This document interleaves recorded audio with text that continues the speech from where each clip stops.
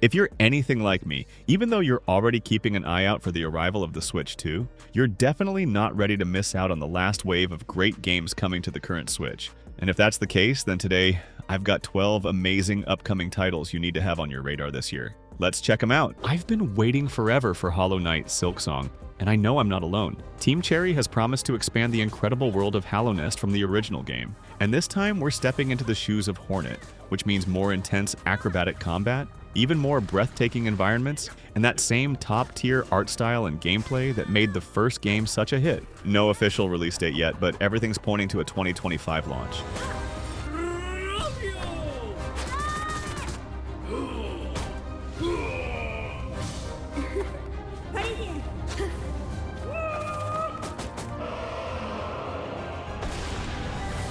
Now, Resident Evil Revelations 3 hasn't officially been announced, but rumors suggest it's already in post-production and might be heading to the Switch by the end of the year. And honestly, I'm super hyped about it. If it picks up where the previous games left off, we can expect classic characters, creepy, suspense-filled environments, and plenty of zombie blasting action. Fingers crossed this one actually drops in 2025.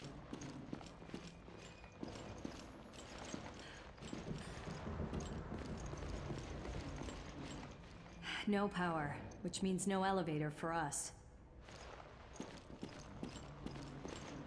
Fuga Melodies of Steel 3 is on the way in the next few months, and it's set to wrap up this emotional gut punch of a trilogy that's hit me right in the feels from the very beginning. More than just a tactical RPG, this series delivers a deeply emotional story. You follow a group of kids piloting a tank called Tyrannus, trying to survive the horrors of war and save their friend Malt. If you haven't played the first two games yet, I highly recommend diving into them before the new one hits on May 29th. As a last resort, that child will lay down their life so their comrades may forge on.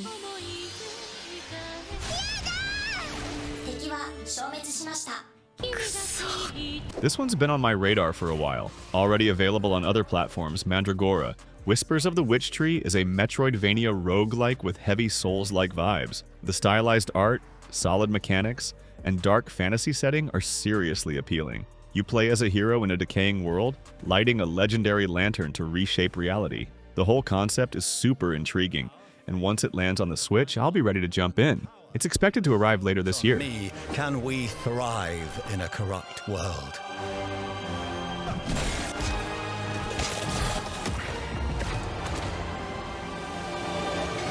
Inquisitor.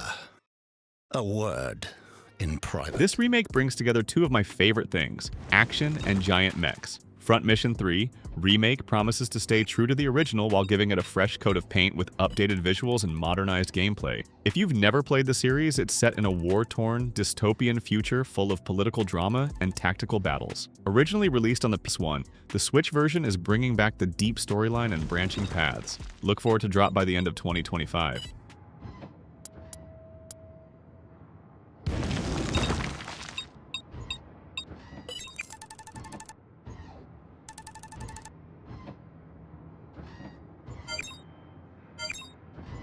Elements instantly caught my eye with its concept. It blends RPG mechanics with open-world exploration, letting you play as two siblings working together to restore balance to a magical world. The vibrant 3D visuals are stunning, and you can play solo or with a friend in co-op. It clearly draws inspiration from games like Zelda and Genshin Impact, which is a huge plus in my book. The full reveal should be coming soon.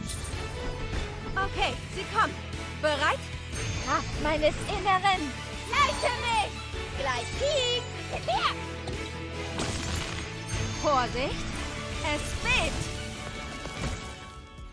Hey, quick pause here. If you're enjoying this look at some of Switch's finest games, hit that subscribe button for more content like this. Let me know in the comments which of these games you've played or are excited to try. Now, let's continue with our lineup. I've been waiting a while for this one too. Dying 1983 is a first-person horror game that blends puzzle solving with unsettling, surreal 3D environments. Honestly, it feels like a mix between Silent Hill and Portal, which makes me even more curious to try it. If you're into creepy vibes and puzzles that really make you think, this one's for you. It's expected to launch on the Switch sometime before the end of 2025.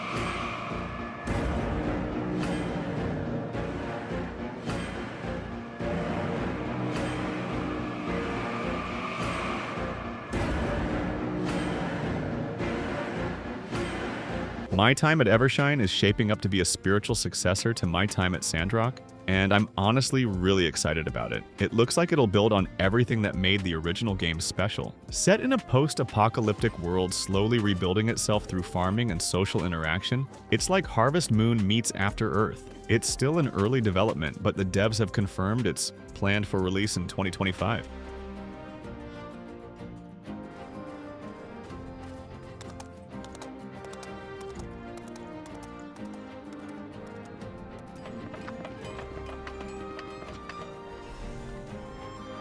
Another gorgeous pixel art RPG is on the way, World of Anterra. I was hooked from the very first trailer. With an isometric perspective and a vast open world to explore, this game gives you the freedom to shape your own story. You play as a hero from another realm, prophesied to save the land, and claim the empty throne under the watchful gaze of a mysterious giant eye. The game has serious Ultima and Tibia vibes, a full crafting system, and tons of freedom. Count me in.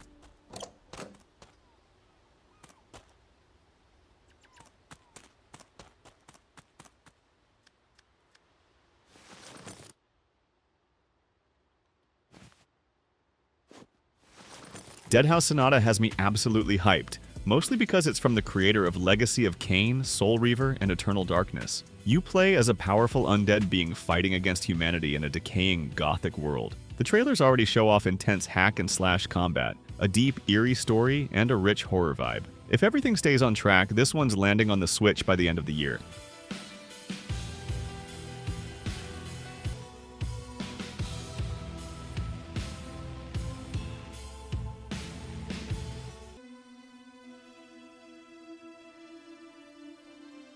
Imagine Dino Crisis, Tomb Raider, and Jurassic Park had a baby. That's basically Instinction. You play as a badass archaeologist exploring a huge open world filled with deadly dinosaurs, environmental puzzles, and jaw-dropping visuals. It's shaping up to be an action-packed shooter with serious tension and survival elements. It's expected to drop in the coming months.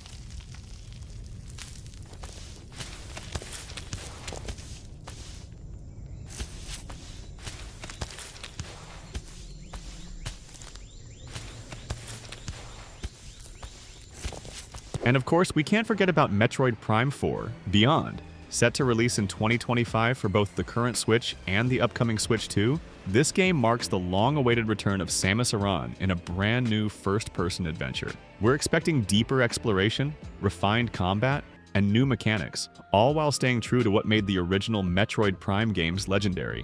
Big things are coming, folks. Not let that stand. We can see that classic Metroid Prime gameplay where you've got, it's first person, you've got your reticle in the middle there, and you can use that to lock on to enemies there. Yeah, I'm still not going to try to take any. Hey, let me know what you think about these games. Maybe you've played some and have a different take, or maybe something here caught your eye. Drop a comment, let's chat about it. See you in the next one.